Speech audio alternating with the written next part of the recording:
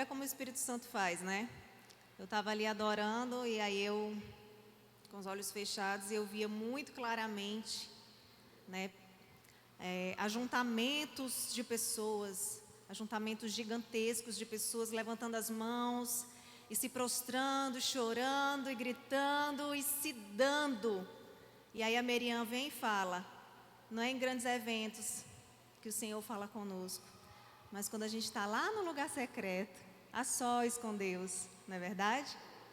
E nessa noite Deus me moveu para falar, eu já ia subir a falar isso, ela falou, eu disse como Deus faz, né? A conexão, quando Ele quer falar algo com a gente, quando Ele quer falar algo com a sua igreja. Você pode achar que esse é mais um culto de quarta-feira. Ah, eu sou líder de célula, sou anfitrião, preciso estar lá porque o pastor Igor pediu. Não, gente, esse não é mais um culto de quarta-feira. É um encontro nosso com o nosso amado, com o amado das nossas almas. Amém? Às vezes a gente se arruma para ter um encontro com alguém, uma amiga, ou sei lá, de repente você está namorando, se arruma para encontrar com seu namorado. A gente se arruma em casa para esperar o marido. Por que a gente não fica nessa mesma expectativa para ter um encontro com o nosso amado? Para onde você vai, animada desse jeito? Eu vou ali na casa do Pai, ter um encontro com o meu amado. Ele está me esperando. Ele tem algo novo para mim nessa noite. Ele tem presente do céu para mim nessa noite. Eu vou lá receber. E eu vou lá adorá-lo, vou lá beijar os seus pés. Não é verdade? Por que a gente não tem essa mesma expectativa? Aí vem o pastor Jean e fala, lembre do primeiro dia em que você encontrou o Senhor. Diz, fechou, Senhor. É justamente esse sentimento que eu estou tendo hoje. De trazer à memória o meu primeiro encontro com o meu amado. Não tem quando o casamento está frio, e os pastores de aconselhamento de casais sempre falam isso, o casamento está frio, você não vê mais ali as qualidades do seu marido, você não vê mais as qualidades da sua esposa. Aí é só você fazer algo muito interessante. Começa a lembrar da época em que você conheceu o seu cônjuge, né? O que te atraiu nessa pessoa, o que chamou a sua atenção nessa pessoa. Você achava ele lindo, educado, inteligente e tudo mais. É a mesma pessoa, gente, ele não mudou. É você que está enxergando com outros olhos agora. Deixou que os problemas abafassem tudo aquilo que você enxergava antes. A mesma coisa na nossa vida com Deus. Passa 1 ano, 2 anos, 10 anos, 20 anos com a nossa caminhada com Jesus e a gente já começa a ficar no automático. Vem no automático, ora no automático, lê a Bíblia no automático. E não é isso que o nosso amado quer de nós. Ele quer uma noiva entregue. Ele quer uma noiva adornada. Ele quer uma noiva dedicada, uma noiva apaixonada. Eu lembro quando eu me converti, há quase 20 anos atrás, estava muito na moda canções que falavam assim, eu sou apaixonado, eu estou apaixonado. Você lembra disso? Quem é os antigos aqui? Né? Um dia desse eu estava lendo... Eu estava no carro, o Jean colocou a música do David Keelan e ele falava, estou enfermo de amor. Eu disse, olha amor, ninguém canta mais isso, né, hoje em dia. Nessa época os cantores eram tão exagerados nas expressões, né? Mas era a forma como eles queriam expressar todo aquele avivamento, toda aquela paixão, aquele amor. E a gente não pode perder isso, irmãos. Não perca isso, não encare o culto de quarta-feira como um culto em que você tem que estar aqui por obrigação, onde é mais uma quarta como outra qualquer, pode ser a sua última quarta-feira, você não sabe, Jesus pode voltar amanhã, gente, é ou não é verdade? E aí a gente está levando a nossa vida com Jesus de qualquer jeito, que amor é esse? Não é mesmo? Então o Senhor quer nos renovar nessa noite. E nada melhor do que aprender com o irmão Paulo de novo, né? Estou aqui de novo para falar do irmão Paulo. Como é que pode? A pessoa morre há não sei quantos anos atrás e continua ensinando a gente até hoje e vai continuar ensinando, não é? A carta aos Filipenses é uma carta muito preciosa. Nós estudamos a carta aos Efésios e agora a gente está estudando a carta aos Filipenses e cada uma tem a sua particularidade. Cada uma tem riquezas e preciosidades, revelações de Deus para a nossa vida. Então, mais uma vez, antes de você abrir a sua Bíblia, feche os seus olhos e abaixe sua cabeça em reverência ao Senhor. Coloque a mão no seu coração e abra o seu coração e diga, Senhor Jesus, Esse não é mais um culto de quarta-feira qualquer. Eu não estou aqui de qualquer jeito, eu não estou aqui, Senhor, por obrigação. Eu quero estar aqui nessa noite, eu quero ouvir de Ti nessa noite, eu quero aprender do Senhor, eu quero a presença do Senhor, eu quero mais de Ti, Senhor. Eu sei que tem mais do Senhor, eu sei que tem mais do Senhor. Mesmo sendo um culto de ensino, um culto de estudo, eu sei que o Senhor pode se revelar poderosamente em nosso meio nessa noite. E eu quero viver isso nessa noite. Eu quero ter uma experiência com o Senhor nessa noite, em nome de Jesus. Amém? Abra aí a sua Bíblia, Filipenses capítulo 2.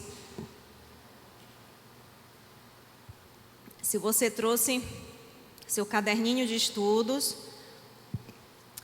prepare a sua caneta aí, que tem muitas coisas valiosas para anotar. Não perca, não ache que é bobagem, anote tudo, que eu sei que a palavra, como a palavra se renova, o Senhor vai continuar falando contigo no decorrer da semana.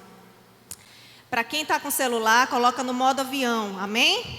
Vai anotar no celular? Pode anotar, irmão, mas coloca no modo avião. Não deixa que ninguém te perturbe, não deixe que nada roube a semente nessa noite. Não deixe, porque é isso que Satanás quer. Satanás não tem nem muito trabalho, não. Ele não precisa nem te tirar aqui do culto, não. Ele nem precisa que você esteja em casa dormindo de perna para o ar. Apenas você ficar ligado aí no seu WhatsApp. Para ele já está de bom tamanho. Então coloque no modo avião. Filipenses capítulo 2. Nós vamos ler os 30 versículos, amém? Se tivesse 60, amém? Se tivesse 80. Glória a Deus. Então aqui a gente fez uma divisão. O nosso mestre, pastor Jean, me ajudou, né, a produzir esse estudo. Obviamente, né, gente, eu tenho o privilégio de tê-lo em casa. Não só mandar o estudo lá, mas está lá para eu tirar todas as minhas dúvidas, né, amor? Até atrapalho ele às vezes, ele se atrapalha de tanta pergunta que eu faço, né, amor?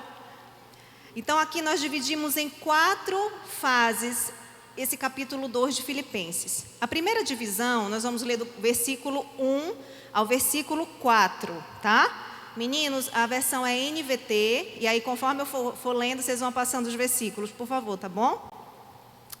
O versículo 1 diz assim: há alguma motivação por estar em Cristo?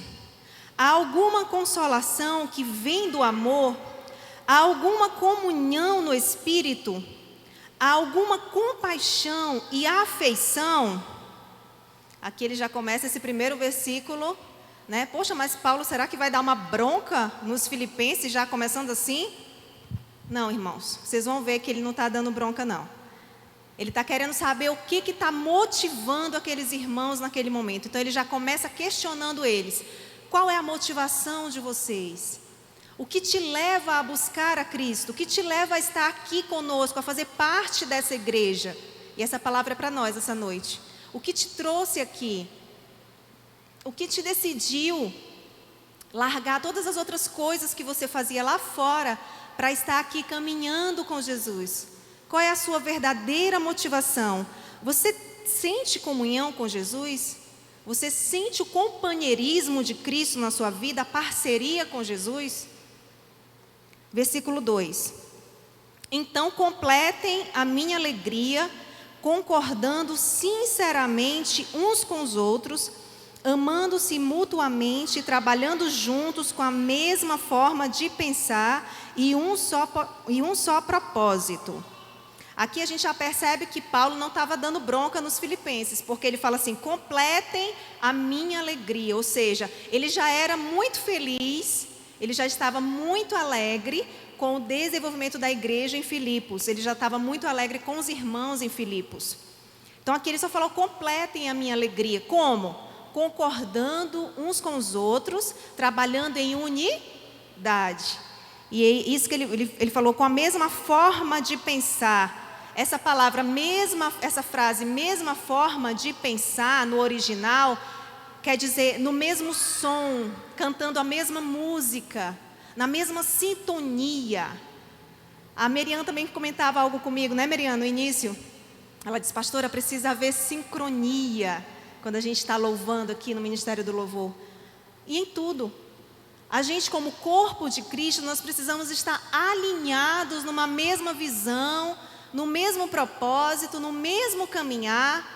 Coisa ruim é quando você entra numa igreja, e isso a gente já sente de cara, mesmo quando a gente só vai visitar. Você entra numa igreja, numa denominação como essa, e você já começa a sentir que um pensa de um jeito, o outro pensa de outro jeito, o que abre o culto fala de um jeito, o que ministra o louvor pensa de um outro jeito, o pastor prega uma outra coisa, enfim, né? Pessoas divididas, né? Pessoas que não andam no mesmo propósito. A gente sabe de lugares onde cada ministério é como se fosse mini igrejas, porque cada um pensa de um jeito dentro daquele corpo. Gente, quando acontece isso, não flui.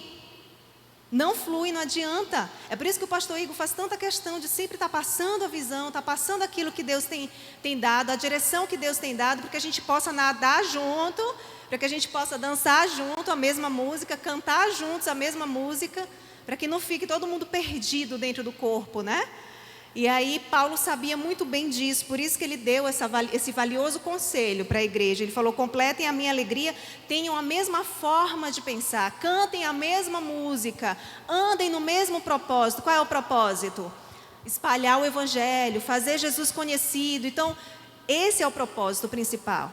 Não é o meu nome ser conhecido. Já pensou se eu estivesse aqui com outro propósito?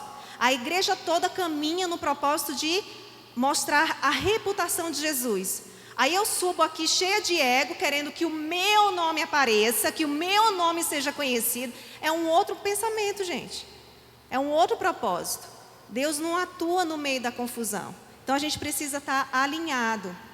Se você ainda não entendeu o propósito de Deus para essa igreja, ore e peça esclarecimento, que o Senhor, Ele vai te mostrar, Ele vai te alinhar. Amém? Verso 3. Não sejam egoístas, nem tentem impressionar ninguém. Sejam humildes e considerem os outros mais importantes que vocês. Verso 4. Não procurem apenas os próprios interesses, mas preocupem-se também com os interesses alheios. Aqui, quando ele fala sejam humildes, no original da palavra, eu achei muito interessante.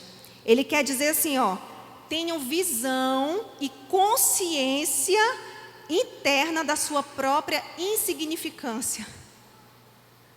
Eu vou repetir, se você quiser anotar.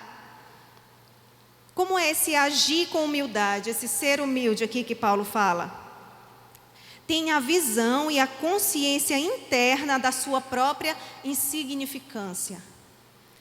E aqui Paulo não quis dizer assim, ó, se sintam menosprezados, inferiorizados, porque vocês não valem nada. Não, de forma alguma, gente. Quando a gente reconhece a nossa própria insignificância, a gente não está se diminuindo e se menosprezando. Quando a gente considera o outro superior a nós mesmos, sabe o que a gente está fazendo? Protegendo o nosso coração. Presta atenção. Quando a gente reconhece isso, a gente está protegendo o nosso coração do mesmo sentimento que moveu Satanás. O orgulho e a soberba. A vontade de aparecer, a vontade de impressionar, a vontade de ser como Deus. Sabe? Então, Paulo deixou muito claro, sejam humildes. Reconheçam a sua própria insignificância. E Paulo sempre frisava a comparação entre nós e Cristo. Cristo como nosso exemplo. Por quê? Porque quando a gente se espelha em Jesus, a gente enxerga a nossa insignificância, né? De repente, se eu me comparar com a irmã Nasa, vai ser muito fácil para mim dizer que eu sou melhor nisso ou naquilo, ou ela dizer que ela é melhor nisso ou naquilo do que eu. Nós como seres humanos, o ser humano faz muito isso, né? O ser humano faz muito isso.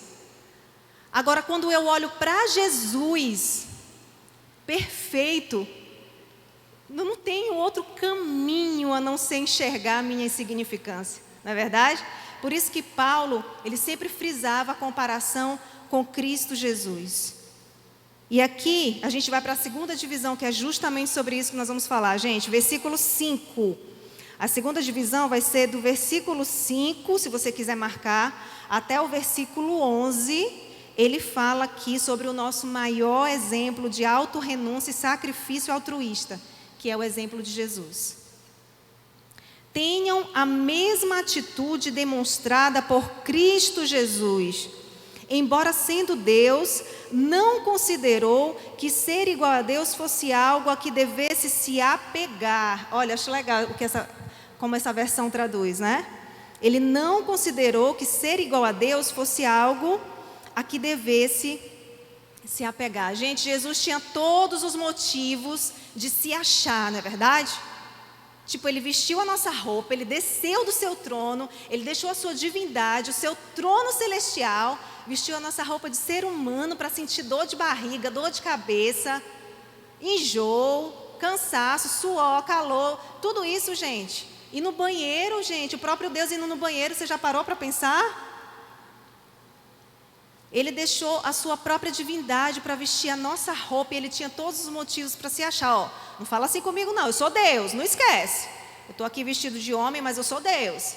Mas ele nunca fez isso.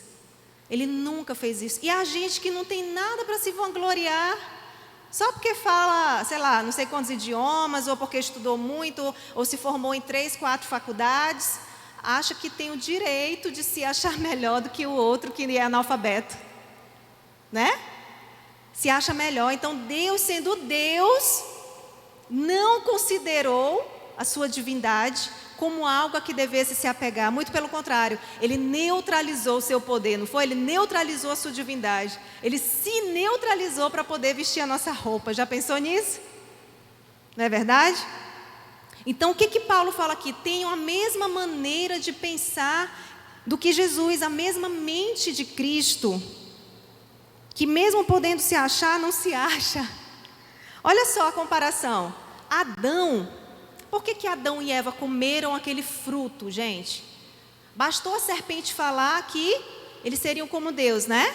Saberiam diferenciar o bem do mal e tudo mais, teriam conhecimento, e aquilo despertou a vontade dos dois de comerem o fruto. Adão, ele quis ser como Deus, ele pecou para ser como Deus, e o próprio Jesus se esvaziou da sua divindade, se esvaziou. O segundo Adão veio como exemplo de humildade. O primeiro Adão deu um exemplo de orgulho, o segundo Adão veio com um exemplo de humildade.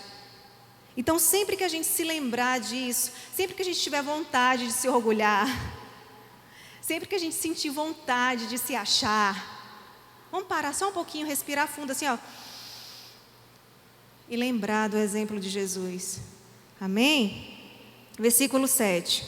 Em vez disso, esvaziou a si mesmo, assumiu a posição de escravo e nasceu como um ser humano. Jesus se rebaixou. O pastor Jean sempre usa o exemplo aqui, não sei se vocês vão lembrar nas pregações dele, que é como se a gente se tornasse uma formiga do açúcar.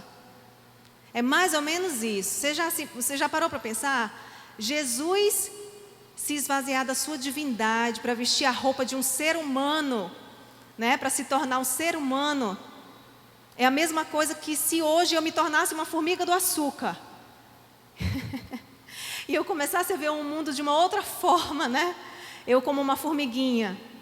Já pensou isso, gente? Quem aqui aceitaria esse desafio? Olha, irmã Nasa, hoje você tem que se tornar uma formiga do açúcar para que fulano seja salvo. Eu não, Senhor, eu quero é crescer, eu vou me rebaixar, né? A atitude do ser humano é essa. Mas Jesus, ele se rebaixou, gente. Ele foi profetizado por Isaías, foi tudo profetizado, e Jesus cumpriu exatamente o que havia sido profetizado. Ele se esvaziou. Verso 8, quando veio em forma humana, humilhou-se, foi obediente até a morte e morte de cruz. Jesus era tão submisso à vontade do Pai, que quando ele estava orando pouco antes de ser crucificado, pouco antes de começar a tribulação dele lá, né, o sofrimento para ele ser crucificado, ele orou: meu Pai, se for possível, passa de mim esse cálice, mas que não seja feito como eu quero, mas como tu queres. Jesus era submisso em todas as suas atitudes. E às vezes até para orar, gente, a gente ora errado, a gente ora: oh, Senhor, faz Senhor, faz desse jeito, faz desse jeito. A gente olha tanto para a nossa vontade e a gente não vê as coisas acontecerem, não é verdade? Poxa, mas eu oro tanto, eu oro tanto, eu oro tanto. No culto eu oro, chego em casa eu oro, por isso e isso não acontece. É porque você está orando conforme a sua vontade. Você já parou para perguntar, Jesus, é assim mesmo que o Senhor quer fazer? É desse jeito que eu estou orando para acontecer com essa pessoa, com essa situação? É isso que o Senhor quer? Jesus foi submisso. E como nós temos que aprender sobre submissão, não é verdade? Desde pequenininho, eu estou numa batalha lá em casa com meu filho de 4 anos, para que ele entenda o que é submissão. Quando ele estiver na sala de aula, ele tem que submeter a professora que está lá. Quando ele está em casa, ele tem que submeter a mim e ao pai dele. Quando ele está na igreja, ele tem que submeter ao pastor. Quando ele está na salinha, ele tem que submeter a Alessandra, as tias que estão lá. Como é difícil entranhar, como é difícil introduzir isso na mente da criança, na mente do ser humano. A gente já nasce rebelde, gente. A gente já nasce com a vontade de fazer a nossa vontade só e pronto, acabou. Micael fala, não mamãe, é isso que eu quero, pronto. Eu, pronto nada menino, te ajeita, tu tem 4 anos. Então, mamãe você fala muito, fica quieta que eu quero falar. Eu disse, não senhor, você fica quieto e espera a sua vez. O ser humano já nasce com essa vontade.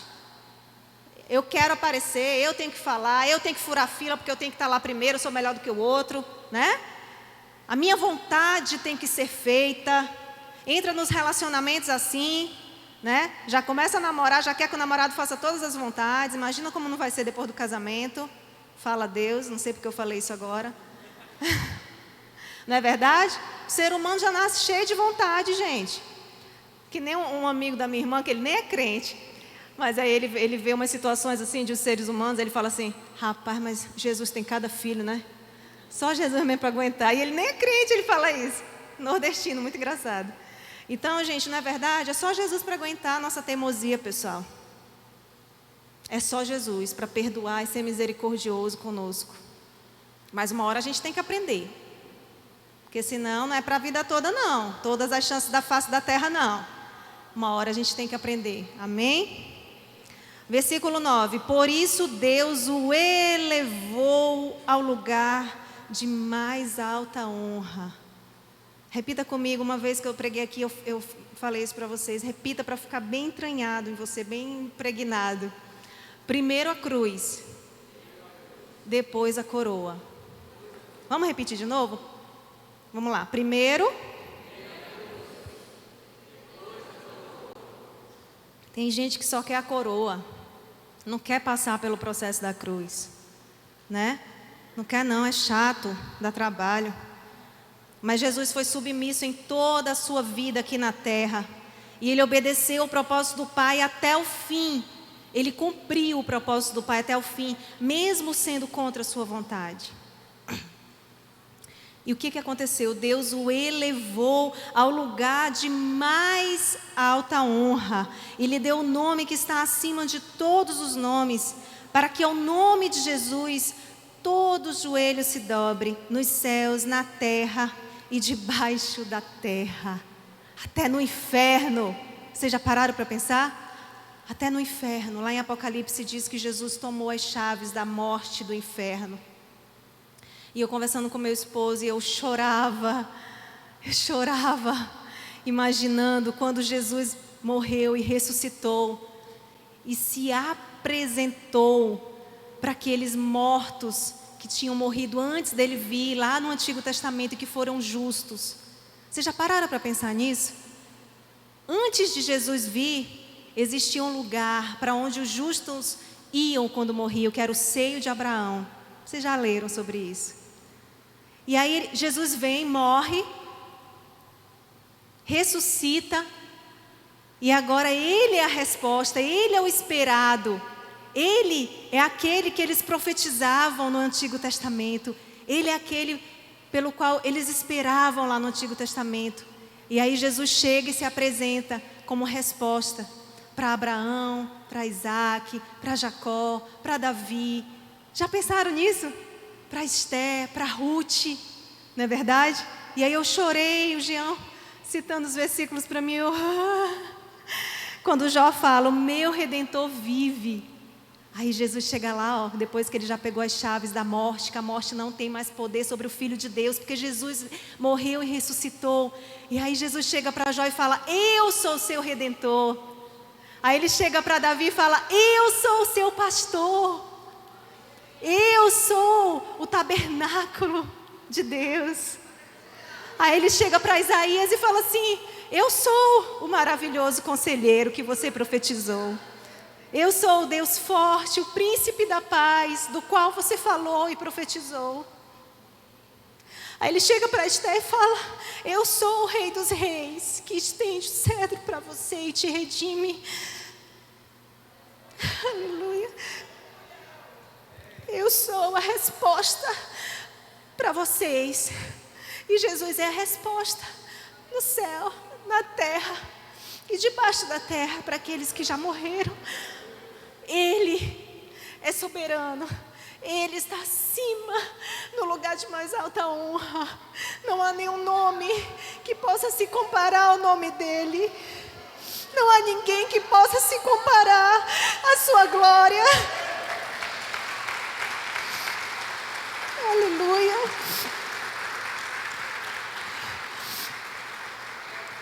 Não há ninguém, gente.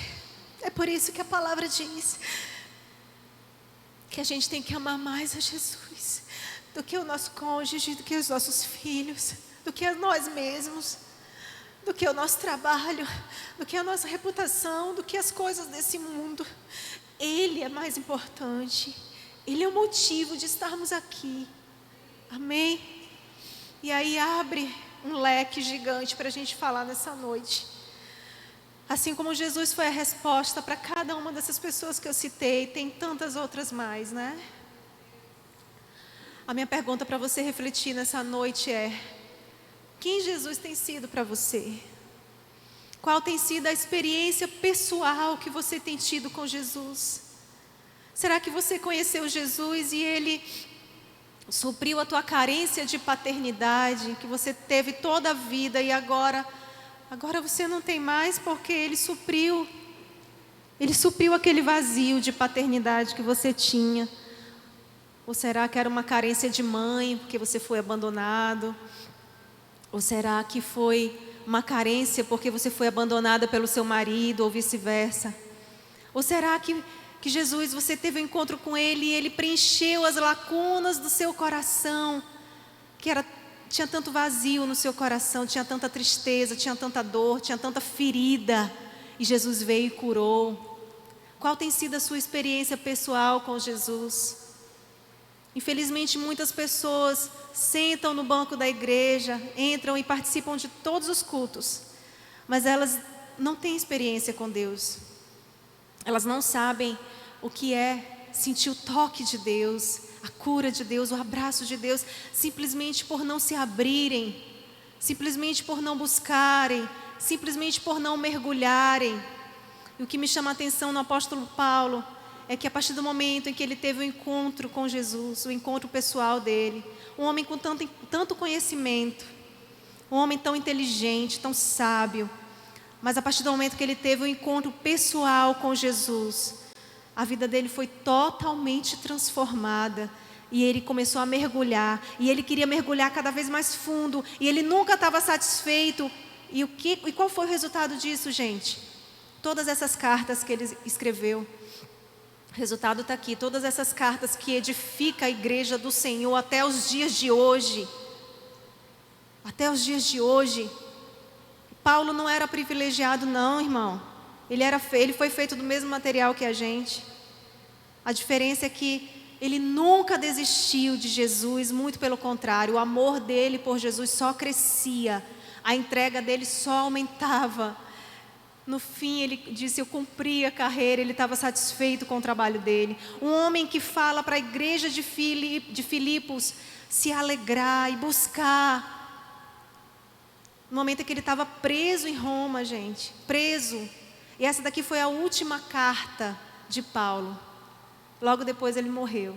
Foi a última carta que Paulo escreveu. Um homem só fala em alegria, só fala de encorajamento. É só o Espírito Santo para fazer isso, gente. O rio está aí, gente. Só falta a gente entrar e mergulhar. A terceira divisão a gente vai ler do verso 12 até o verso 18, tá bom?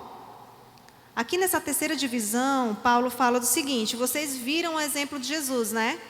E agora, que resposta vocês vão dar com a vida de vocês? Olha só, verso 12. Quando eu estava aí, meus amados, vocês sempre seguiam minhas instruções. Aqui mostra Paulo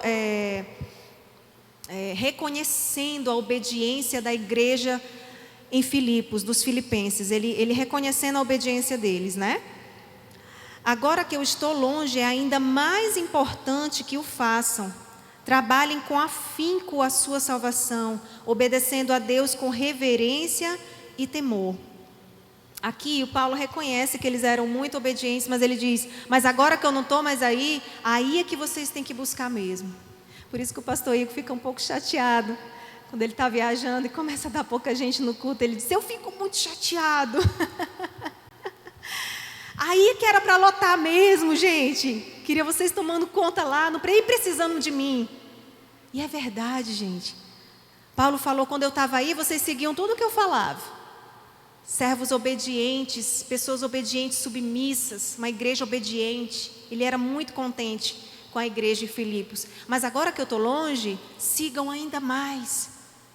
Busquem com mais afinco, trabalhem com mais afinco a salvação de vocês, não percam a salvação. Não percam esse presente que foi dado a vocês. Muito pelo contrário, multipliquem. Até porque Paulo estava falando também para novos convertidos, pessoas que vieram depois que ele passou por lá, que ele fundou a igreja lá. Não é verdade? Verso 13: pois Deus está agindo em vocês, dando-lhes o desejo e o poder de realizarem aquilo que é do agrado dele. Algumas versões diz: Deus está gerando em vocês tanto o querer quanto o efetuar, quanto o realizar. O que a gente aprende aqui, gente? Até a vontade de agradar ao Senhor é Ele que gera em nós. Não é só a concretização da obra, até a vontade de trabalhar para Jesus, até a vontade de obedecer a Ele, é Ele que gera em nós. Então, um conselho que eu te dou: você está desanimado?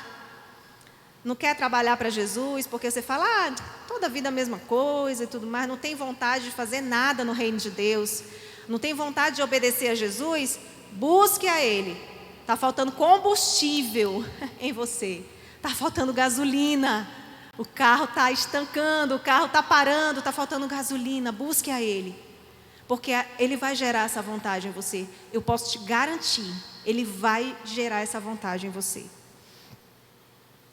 Verso 14, olha que interessante esse versículo maravilhoso. Façam tudo sem queixas e nem discussões. Gente, enquanto Pedro discutia com Filipe, ele e Filipe discutiam sobre as questões da lei, Paulo entrou no barco e se mandou, foi espalhar o evangelho de Jesus pela terra.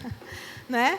Paulo não perdeu tempo discutindo, sabe por quê? Quando a gente para ouvir muitas questões, muitas discussões, muitas opiniões, a gente perde o nosso tempo, e tempo é vida.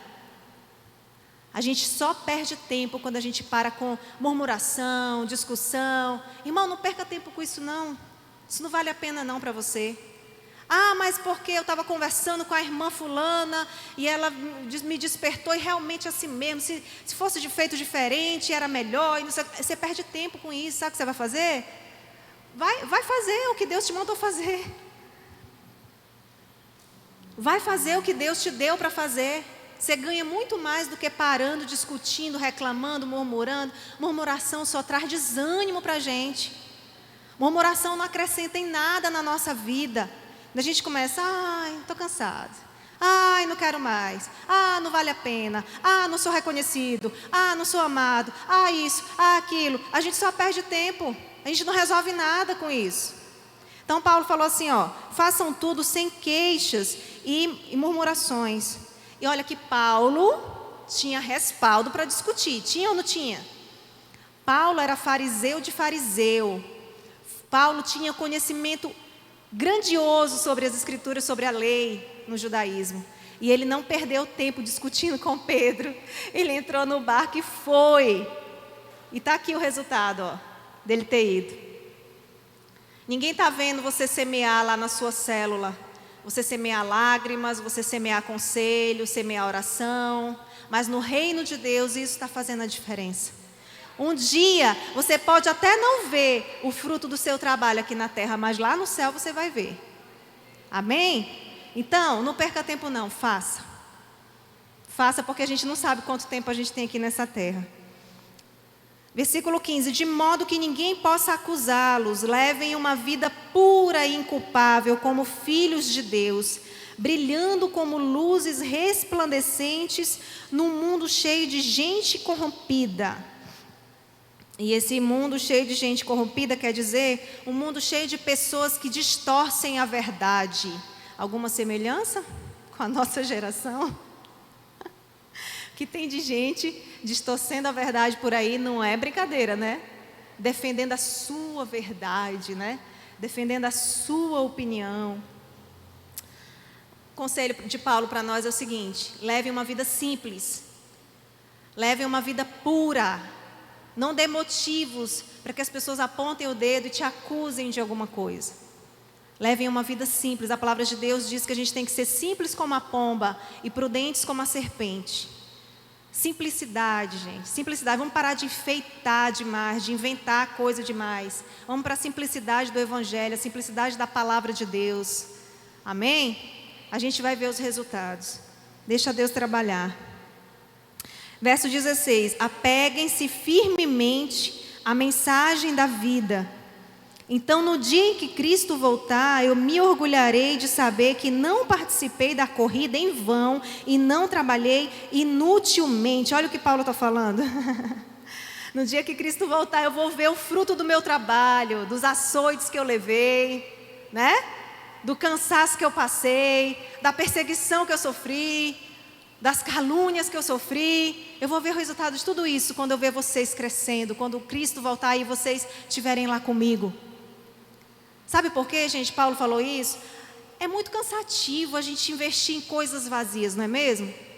Quando a gente passa tempo gastando em coisas vazias, que não vão trazer nada de edificante para a nossa vida, é muito, muito cansativo. Então Paulo disse assim: quando eu ver o fruto do meu trabalho, eu ficarei contente, porque eu vou ver que eu não trabalhei em vão. Eu não trabalhei em prol de coisas vazias. Eu investi naquilo que é eterno. Invista naquilo que é eterno, irmão. Aquela irmã, aquela amiga, aquele amigo que te dá trabalho, que você está lá falando de Jesus, orando por ele, por ela, está cansado já. Não cansa não, irmão. No dia que ele se converter, que você estiver lá na glória com ele, tudo vai valer a pena. Tudo vai valer a pena. É claro que você não vai carregar o jugo das pessoas sobre as suas costas, não é isso. Você não vai carregar o jugo, mas semeie. Lance a semente, lance, não deixe de lançar, não deixe de semear. Uma hora vai florescer, uma hora vai dar fruto. Amém? Verso 17, é 17? Contudo, me alegrarei mesmo se eu perder a vida, entregando-a a Deus como oferta derramada, da mesma forma que o serviço fiel de vocês é uma oferta a Deus.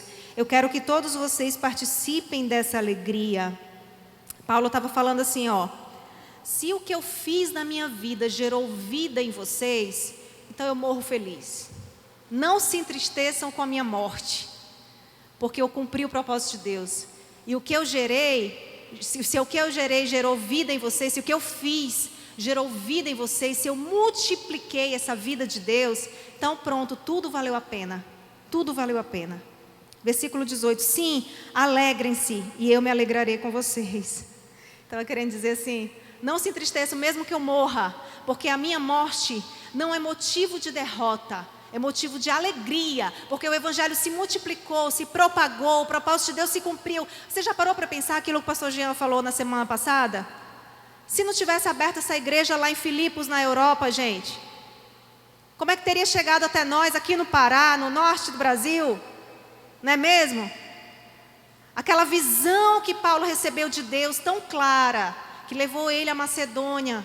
E lá Deus preparou tudo, aquela mulher se converteu, a Lídia, e abriu as portas da sua casa. Viu, irmã, que é anfitriã aqui? ela abriu as portas da casa dela para que a igreja começasse. Você está abrindo as portas da sua casa para que vidas sejam salvas.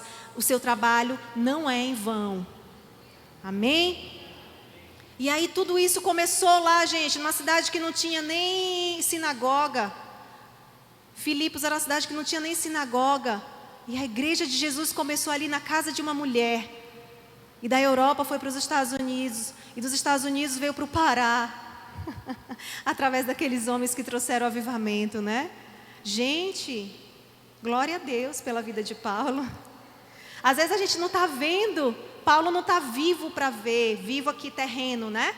Às vezes a gente quer fazer coisas para ver na mesma hora, né? Poxa, mas eu não estou vendo, ninguém está vindo pouca gente, não sei o quê, meu trabalho está sendo em vão. Não, se você está firmado em Jesus, se a sua prioridade é Jesus, se Ele está no controle de tudo que você está fazendo, meu irmão, vai dar fruto, pode ter certeza. Você pode nem ver, pode morrer e não ver, mas vai dar. Você vai deixar um legado. Tem um pastor que meu esposo assiste até hoje, o pastor David Wilkerson. Ele tem mensagens legendadas no YouTube. Gente, ele é um Paulo da nossa geração, o cara pregou muito. E ele morreu já tem acho que uns 10 anos. Em 2004 ele faleceu e ele edifica. E pessoas se convertem, pessoas são edificadas e alicerçadas em Jesus através das mensagens dele que estão lá no YouTube. Olha que bênção. Às vezes uma mensagem que você pregou numa célula no bairro mais distante aqui de Castanhal. Aquela pessoa recebeu e ela vai multiplicar isso. Você nem sabe por onde ela vai andar. De repente ela vai para as nações e você pode nem ficar sabendo. Mas você foi que semeou. Você foi o primeiro que semeou. Hoje o Jean me falava assim, poxa, hoje eu posso ajudar no ensino da igreja. Hoje eu posso esclarecer. Eu amo quando o Lucas me manda mensagem, ele falou. Que eu vejo empolgação no Lucão. O Lucão vai longe, amém? Em nome de Jesus. Deus vai te usar muito, varão. Em nome de Jesus. E aí ele disse, eu amo quando ele me manda mensagem, porque hoje eu posso esclarecer. Porque antes eu corria atrás dos pastores, eu falava, e aí como é? E aí como foi que aconteceu? Me explica, eu quero saber, e essas cartas, e isso e aquilo, o que o apóstolo Paulo, e o Apocalipse, e não sei o quê. E aqueles pastores ensinavam ele. Ele não sabia de nada, e aqueles pastores ensinavam, e ele tinha tanta sede. Deus corresponde ao tamanho da nossa fome, da nossa sede. Amém? Deus sempre vai corresponder ao tanto que a gente busca a Ele. E a vontade dEle de se revelar a nós sempre será maior do que a nossa de buscá-lo. Então, gente, vamos aumentar essa sede. Vamos aumentar essa sede. Estou até com sede agora. Vamos aumentar essa fome. Tem mais de Deus para nós. Qual é o versículo que eu estou? Ver se vocês estão prestando atenção. Eu li o 18, não foi? Agora a gente vai para a quarta divisão, quarta e última divisão, que é do versículo 19 até ao 30. E nessa quarta divisão, o apóstolo Paulo fala da importância de companheiros verdadeiros para todas as horas. Aqui ele destaca 2 companheiros. Quem leu Filipenses 2 ficou com o dever de casa? Quem leu? Levanta a mão. Quem ouviu lá no áudio? Quem são esses 2 companheiros? Bem alto. Um de cada vez. Os 2 companheiros que Paulo vai citar agora. Não põe a colinha não, não põe a colinha. Um está ali na colinha já. Paulo destaca aqui Timóteo e Epafrodito. E ele fala o quanto é importante, né? Ele mostra para a gente o quanto é importante a gente ter pessoas assim ao nosso lado, que caminham na mesma visão que a gente, né? Pessoas que a gente pode contar, com quem a gente pode contar. Verso 19. Se for da vontade do Senhor Jesus, espero enviar-lhes Timóteo em breve para visitá-los. Assim ele poderá me animar contando-me notícias de vocês. Não tenho ninguém que se preocupe sinceramente com o bem-estar de vocês como Timóteo. Todos os outros se preocupam apenas consigo mesmos e não com o que é importante para Jesus Cristo. Mas vocês sabem que Timóteo provou o seu valor. Como um filho junto ao Pai, ele tem servido ao meu lado na proclamação das boas novas. Verso 23. Espero enviá-lo assim que souber o que me acontecerá aqui. Gente, olha Paulo honrando Timóteo, né? Como um pai honra um filho. que Timóteo caminhou ao lado de Paulo, servindo e aprendendo como um filho. E é interessante que Timóteo, gente, ele era filho de grego com uma judia. Então, o Timóteo ele poderia ter pendido para um dos dois lados, e graças a Deus ele escolheu a melhor parte. Por quê? Porque o grego, gente, ele tinha uma cultura de que ele defendia os seus próprios interesses. Ele queria saber só dos seus próprios interesses. Timóteo poderia ter ido pelo caminho do seu pai, que era grego, mas ele decidiu seguir o exemplo da sua mãe e da sua avó, que eram judias. E aí, ele escolheu a melhor parte. Ele aprendeu tanto com Paulo, como um filho aprende com o pai mesmo, né? Timóteo, ele provou o seu valor. Paulo destaca aqui, ele provou o seu valor. E ele disse, eu vou enviar ele para vocês, porque ele provou o seu valor e porque ele se importa com vocês. Os outros não, os outros se importam com eles mesmos, mas ele se importa com vocês. E interessante como Paulo, ele honra Timóteo, assim, né? Para a igreja, né? Ele expõe a sua admiração por Timóteo. E é interessante a gente parar para pensar nisso, sabia? Eu quero que você pare para pensar agora, será que você tem tido pessoas que caminham com você, que você tem instruído, tem ensinado, discípulos de verdade, sabe? Pare e pense por um minuto se você tem pelo menos um discípulo ou discípula para a mulher, né? Que se pareça com você, que pensa da mesma forma que você pensa, que caminha na mesma visão que você, e que se um dia você faltar em alguma coisa, você pode mandar essa pessoa no seu lugar. Bora parar para pensar? Que isso aconteceu com Paulo. Paulo podia confiar de olhos fechados em Timóteo, no filho que ele formou. E sabe de uma coisa? Não tem sentido a gente estar vivo aqui nessa terra se a gente não formar pessoas, se a gente não semear na vida de pessoas, se a gente não investir em vidas. Não vale a pena, então é melhor a gente ir para o céu com Jesus, é ou não é? Parar de sofrer, parar de ter doença, parar de chorar. Se a gente está aqui respirando, está vivo, é porque Deus quer que a gente invista naquilo que é eterno. Paulo investiu na vida de Timóteo. Timóteo se tornou um obreiro aprovado. Invista na vida de alguém. Dever de casa para você, tá? Fala assim, Jesus, eu quero essa pessoa em quem eu possa investir e eu possa tornar essa pessoa um verdadeiro discípulo do Senhor. E eu quero ver o resultado. Que ele seja melhor do que eu, que ela seja melhor do que eu, que ela faça mais coisas do que eu. Paulo sabia que ia morrer, gente. E ele acreditava em Timóteo para continuar o seu trabalho. Próximo que ele falou aqui, versículo 24.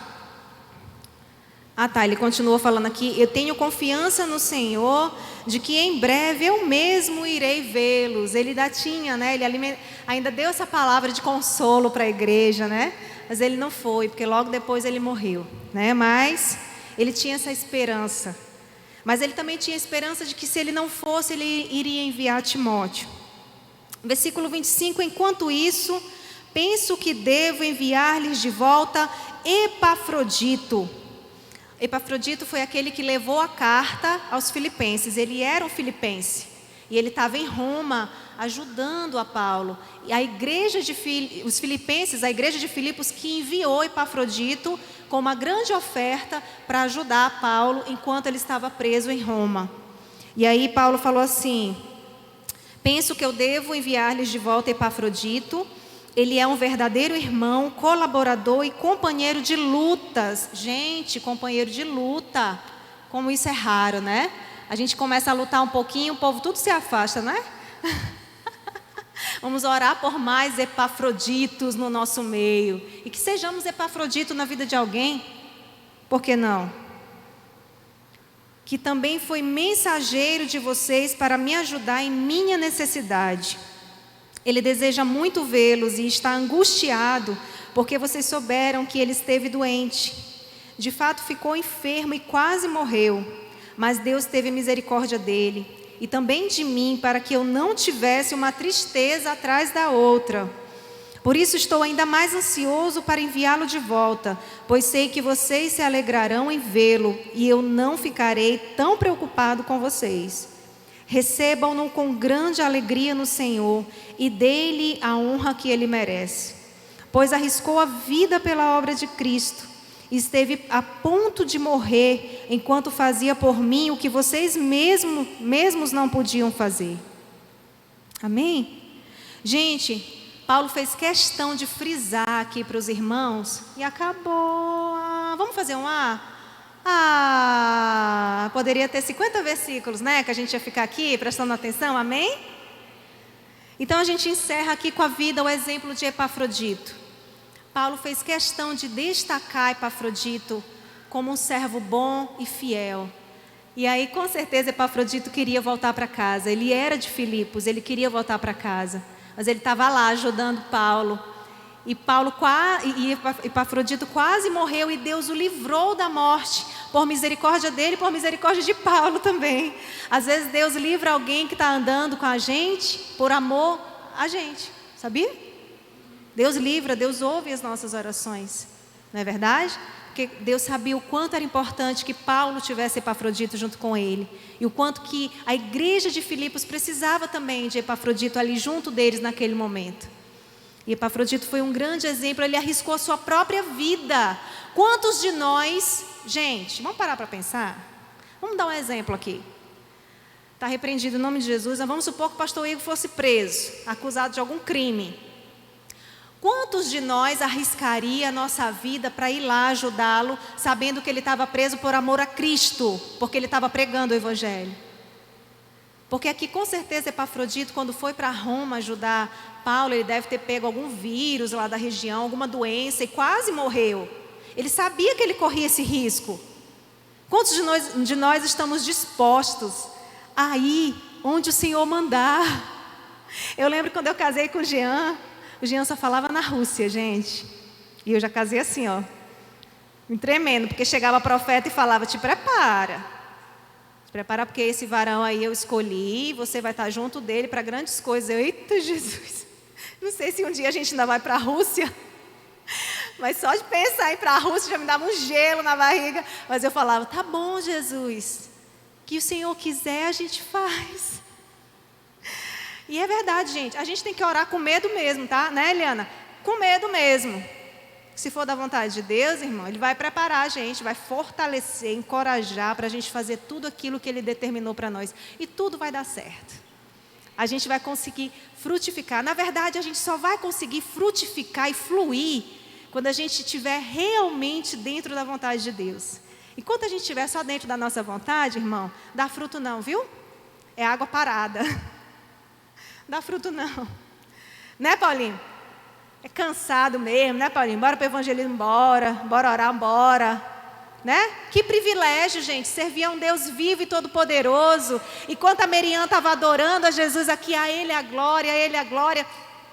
Eu parei e fiquei pensando assim, quantas pessoas estão em terreiro de macumba, com portas fechadas, com a sua melhor roupa, o seu melhor sapato ali, né? Levantando adoração a deuses falsos, a demônios. E a gente aqui tem o privilégio de servir a um Deus vivo, onipotente, onipresente, soberano, que está acima de todas as coisas, e a gente está borocochô. Vamos falar assim, ó, show, desânimo. Eu quero o renovo do céu sobre mim nessa noite. Agora é que eu vou trabalhar para Jesus mesmo. Amém? Vamos ficar de pé? Vamos aplaudir ao Senhor nessa noite.